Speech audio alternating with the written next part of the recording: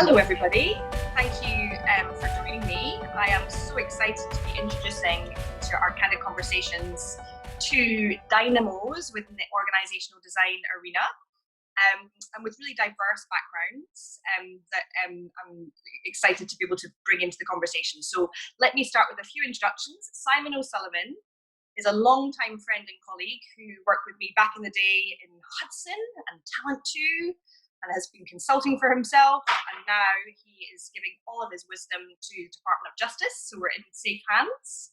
Simon, can you tell us a little bit about yourself and your background? Thanks, Sarah. It's great to be working with you. I've worked with you, as you said, for quite some time. It's built a really strong connection both with yourself and also we have a lot of common clients in common.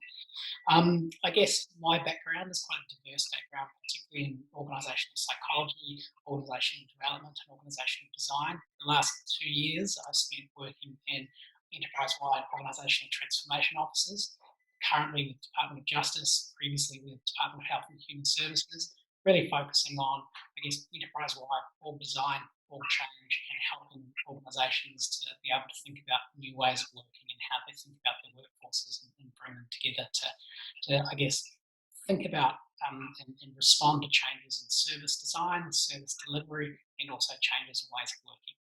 Lots of fun. Amazing. And we're going to be so excited to tap into some of that experience in this conversation. Fiona Stewart, I have only recently been connected to you through these wonderful Candid Conversations because we have some networks in common. Fiona is the founder, co-founder, managing consultant, guru within LTA People. Can you tell us a little bit more about what LTA People do and a little bit about your background, Fiona? Yeah, sure. Thanks, Sarah. And great to be here with you and Simon, actually. The paths have crossed and common connections, it's much less than 6 degrees of separation right now, let's put it that way. So it's interesting, my career has had really two distinct parts. The first part of it was a sort of an inside organisational part where I worked across the full range of people and culture functions for BHP, for UBS Bank, and also for Telstra, and had the opportunity to do that here in Australia, but also in Southeast Asia and in the US as well. And it was interesting. It was a pivotal role for me at BHP where I had the opportunity to get involved in sort of co-designing and delivering their flagship global leadership program suite. And that really sort of flicked a switch for me and sent my career in a different direction. And I did some more study in postgraduate arena in organisation dynamics, which is looking at sort of the stuff that goes on below the waterline in organisations, which is always really, really interesting. So the unconscious stuff. And that really led me to the co-founding of our company, which is called LTA People now. It used to be called Leadership Talent Australia, but as our clients became more global, as we began to work with more global organisations, we really shifted our focus. So LTA People is a really specialist org design and development consultancy, and we have practices in 3 sort of main lines around culture, around capability, and around connection, which is about org design from my perspective. So great to be here. Thank you. Thank you. Thanks for that lovely introduction. The reason why I invited you both to have a conversation with me today is I'm curious about everything that's going on with all the employment impacts around COVID-19. I recently had a conversation with an industry peer of mine around how recruitment is changing post-COVID and how recruitment is becoming a volume game, even if you're recruiting for a really specialist role because of the sheer volume of people who have been displaced through the economic impact of COVID-19. The industry or the recruitment space is moving into this volume arena. And we have this plethora of people who are incredibly talented in market currently not working. And so when we start to pick up hiring as a priority again, which won't be long, we will absolutely come through this and through the other side of all of this pressure that COVID-19 has put on organisations. I'm really curious as to how that's going to affect hiring. Now, in my experience in hiring, most organisations, driven by most individual hiring managers, recruit with bias, recruit to type, recruit to a really narrow set of criteria. So in my 20-odd year recruitment career, Most organisations and individual hiring managers give me a wish list of things that they want from their hire, and it's pretty narrow and it's pretty obvious. They don't really think more broadly about what skills and attributes and capabilities you want to bring in. And I'm curious to understand, in your experience, I'll open this question out to both of you. What do you think is going to be the absolutely critical trait right now to hire for, with all of the shifting sands that we're experiencing currently and will be when we start to hire again? So Simon, can you consider a response to that? What do you think is going to be the most important traits? I think there's no one single trait, but I think there's a combination of traits. And I think they're the same, very similar combination of traits that organisations have been looking for previously. It's just, I think there'll be a greater emphasis on them now. So that open-mindedness and that being flexible and the ability to be able to learn on the fly, that learning ability, they're going to be really key. If we think about, I guess, what's happened to pretty much most organisations, there's been some fundamental changes to the way how they work, fundamental changes to their customers. So their old business models are probably very likely going to be no longer applied, or alternatively, they're going to have to shape them and do things differently and respond to different priorities. So I think that there's going to be a greater emphasis on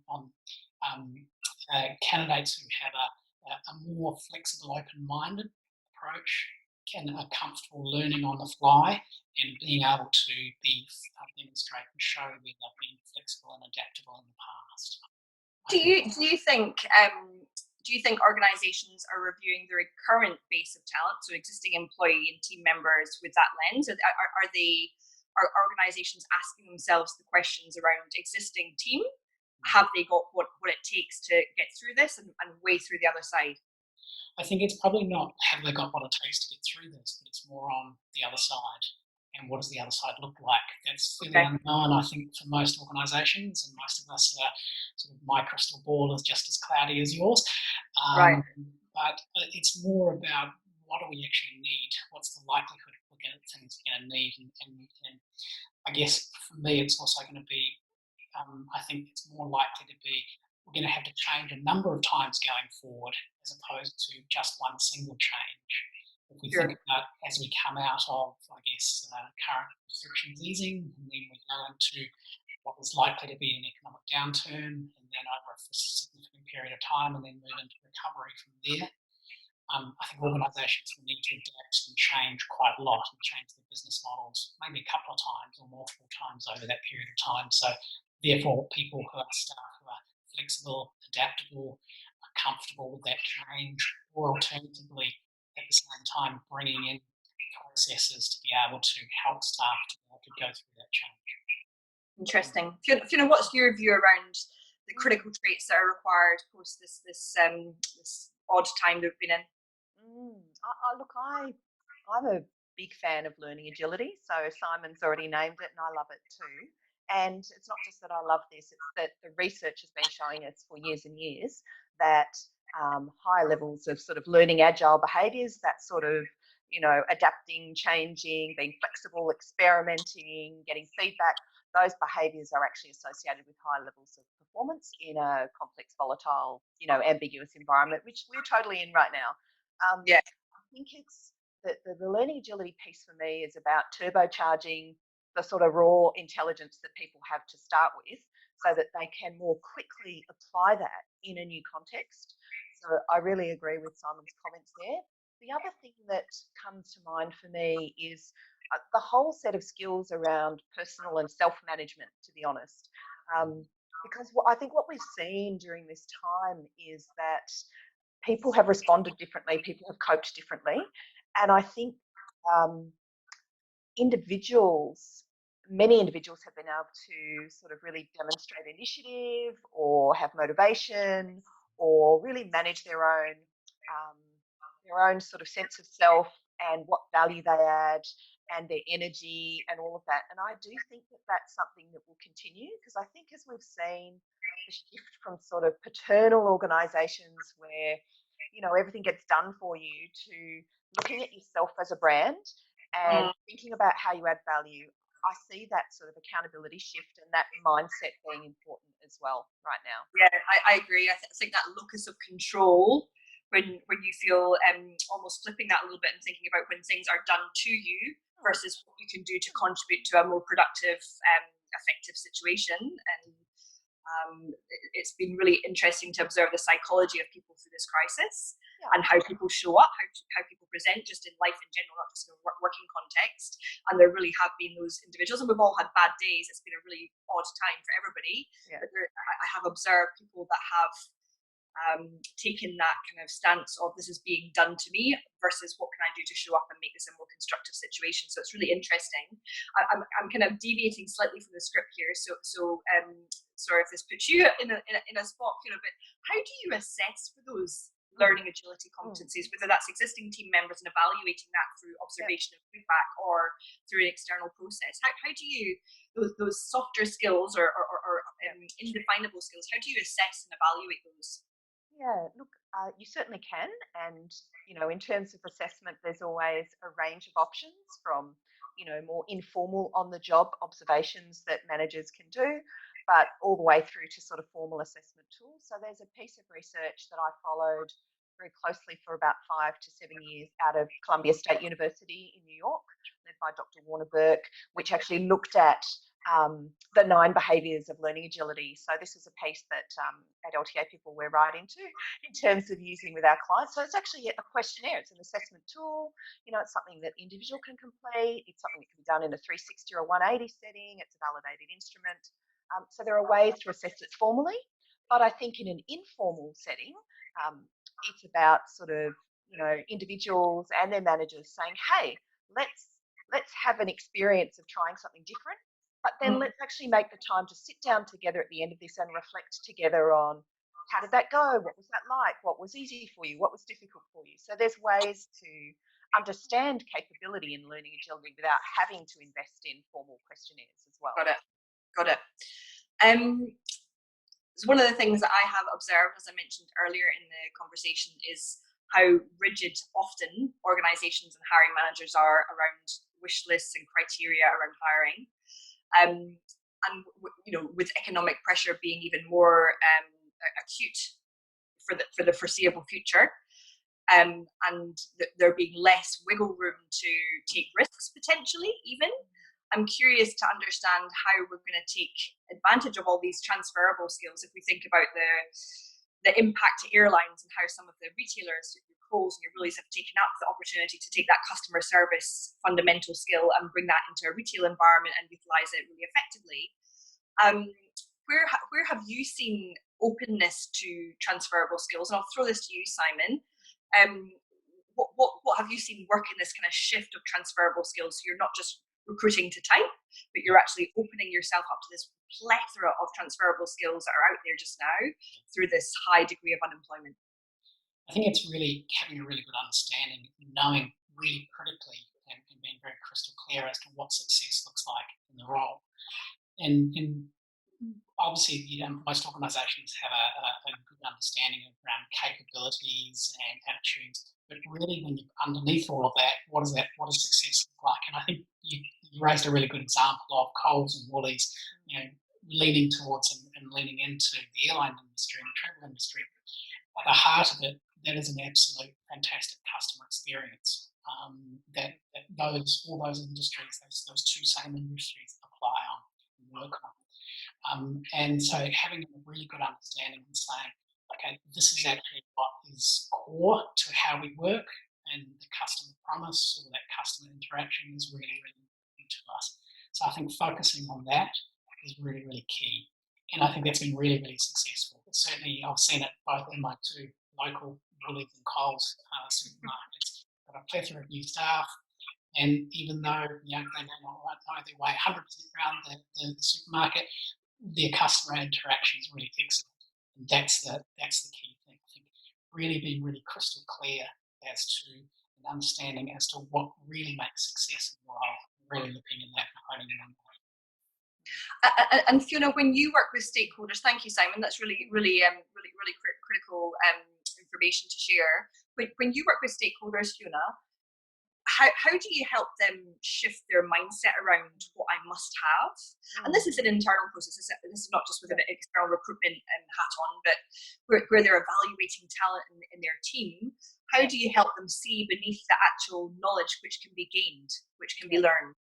Yeah, I think there's a couple of things that sprang to mind for me. One is firstly to actually get quite personal with the hiring manager. And what I mean by that is I think all of us have had experiences in our working journeys where we've pivoted, that's a really fancy word right now, but where we have shifted and applied transferable skills from one context to another. So I think it's really good to sit with a hiring manager at first and sort of say to them, so let's think back over your career, and let's find those sort of turn points in your career where you have had the experience of applying skills from one context to another. Okay, now let's be a little more sort of aware of where other individuals that we might be reviewing as possible candidates have that. So I think it's getting, making it real for the hiring manager first is a good starting point. I think it's also useful to get them to think about the highest performers that they've encountered through their career as a leader or manager, and get them to talk to you about what made those people the highest performers, and all the things that will come out of their mouth would be things that are probably transferable skills, right? So that can be helpful. And the final one for me is, and we do this, but this is more, in terms of our talent practice and helping organisations understand the talent they have, so not so much in an external hiring context, but could apply. A sort of an appreciative inquiry interview style. So really trying to appreciate the strengths, the capabilities, the experiences that a person brings to the table, and looking at that from a whole person sort of lens, because there are significant experiences people have outside of the world of work that they often don't bring to the world of work. And I think if there's something that this COVID-19 sort of situation has shown us, we're looking inside each other's houses, but it's actually a reminder that there are whole people who have a whole range of things to contribute. So they'd be my sort of 3 tips. Amazing. I think a combination of those answers are incredibly potent. I think focusing on that success outcomes of what does success look like as Simon referred to, and then making it real for that individual is incredibly powerful combination. Shifting to organizational design and how you think, Simon, you talked about a project you're working on is restructuring and repurposing organizational design. How do you see the COVID-19 and economic pressures that we're under? I'll throw this to you first. How do you see the organization shifting with the influences that are going to be upon us? I think probably the key thing is organisations have only been very, very, very focused and understood on being very clear in terms of what they're delivering. However, that's changed now. Customers' needs have changed, like how customers work has changed, irrespective of whether you're a business to business, you're an industrial, or a business to consumer. All of that's changed. So therefore, the need to think about and build into your organisational design thinking the ability to be able to flex and adapt, and as I mentioned before, using that word pivot, but bringing that in so it's more of a natural style. I think organisations have been able to adapt quite well to I guess, the current circumstances, knowing that it's temporary for a period of time, but with an unknown of in terms of what's next. It's about that. I think it's about building into your workforce and building into your structure and your ways of working and your operating model, that ability to be able to pivot and flex irrespective of what comes along or when comes along. So I also think the expectation around speed around that change and pivoting is going to be ever increased. Exactly. We managed to stand up workforces working from home within 3 days when this crisis then became a reality, and I think the expectation around things taking 12 months for a program of work that took 3 days is just going to be the tolerance for that's going to be zilch, I reckon. What do you, if you look into your crystal ball, as Simon talked about earlier, Fiona, what do you see be this shift in organisational design and how organisations will look coming out of this? Yeah, I think there's 2 things really. I think it's about business resilience and sort of that ongoing agility that Simon spoke about. So the business resilience piece for me is getting really clear on what are the non-value add activities and just eliminating them if they're not already gone. I had this crazy boss that I worked for early in my career, crazy mad Englishman, and he gave me permission to sort of hold up the flag and say it was a bureaucracy alert. So if there was anything that we were doing or that I was ever doing that I just felt was unnecessary bureaucracy, I could hold up the flag, and he gave me total permission to can it, right? And so that's awesome, and I think we need more of that in our organisations. So that's the business resilience, really lean down your core business delivery, automate, digitize where you can. And then the ongoing agility that Simon spoke about, I think for me, what I'm interested in there, and I don't have a crystal ball or an answer, but I'm interested in how organisational ecosystems are going to evolve now. So I think we've also seen more of an ecosystem concept during COVID-19, organisations joining together. I mean, here we are joining together 3 different representatives of different organisations. So joining together and working out who's in your ecosystem, who's in your ecosystem to help you do your day job, who's in your ecosystem to help you change your day job, who's in your ecosystem as an organisation to do those pivots really quickly that Simon mentioned and that you've reinforced. So external relationships, alliances, the scale up, scale down, bringing in capability quickly and integrating it. So I think for me that ecosystem concept is something we're going to see a lot more of with really sort of savvy organisations. Yeah, agreed. I also observe, and again, it's pure speculation and maybe a bit of hope. I observe that the gig economy and the opportunity to bring in consultants as specialists and to stand them down as organisational needs shift, which has become a trend anyway. I see that a trend ever increasing, and I say that because that's what I do. So, championing that bit. But I do feel that kind of borrowing expertise. I saw a fantastic Facebook post that was a question posed: what do you think is going to be a trend moving forward, whether it be HR or recruitment or a combination of both? Build, borrow, or I forget what the third option was, or buy. Yes. And I think it's going to be a real combination of building your own infrastructure and knowledge base and expertise, but borrowing it when you need to grow or uplift that capability internally, versus the buy piece, which is just totally outsourcing it and really losing all control and losing all influence. I'll throw that question, because I love that question so much. I'll throw that question just as a conclusion to our conversation again. Going off script here, so being unfair, what do you see, Simon, as a trend post COVID? Build, borrow, buy. What's your prediction? I think a combination of all.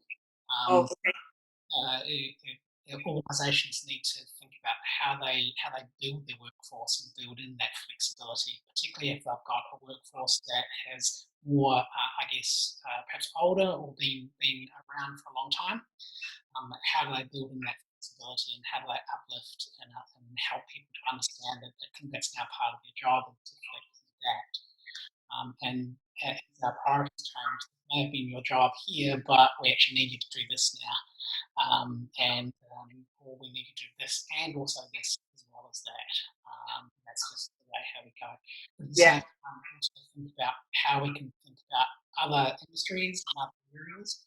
And if I think back of, the last 2 or 3 years in my time in Victorian Public Service is a really good example, where there's been an emphasis on bringing in people from a private sector and bringing in that different knowledge and different perspectives, but also at the same time helping those individuals to come in and understand what life is like and how the public sector actually works and what the culture is, and supporting those individuals to be successful there.